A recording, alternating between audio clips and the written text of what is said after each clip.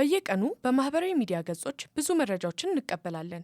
ነገር ግን የምናያቸው ወይም የምንሰማቸው መረጃዎች ሁሉ ትክክለኛ ናቸው ማለት እንችላለን? አንዳንድ መረጃዎች በስህተት ይሰራጫሉ፣ ሌሎች ደግሞ ሰዎችን ለማሳሳት ሆን ተብለው ሊዘጋጁ ይችላሉ።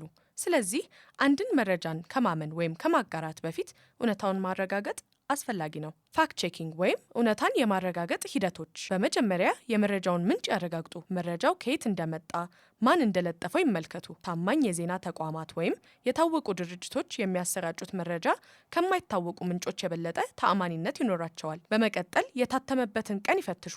አንዳንድ ጊዜ የቆዩ ዜናዎችን ወይም ክስተቶችን እንደ አዲስ ተደርገው ሊሰራጩ ይችላሉ። ከዚያም መረጃውን ከሌሎች ታማኝ ምንጮች ጋር ያስተያዩ። ተመሳሳይ መረጃ በሌሎች የዜና ተቋማት ወይም ገጾች ላይ መኖሩን ያረጋግጡ። ምስሎችንና ቪዲዮዎችን ለማጣራት እንደ ጉግል ሌንስ፣ ያንዴክስ ወይም ቢንግ ቪዥዋል ሰርች የመሳሰሉ መሳሪያዎችን መጠቀም ይችላሉ። እንዲሁም ስሜት የሚነኩ ወይም አስደንጋጭ የሆኑ መረጃዎች ሲያጋጥሙ በፍጥነት ከማጋራት ይቆጠቡ።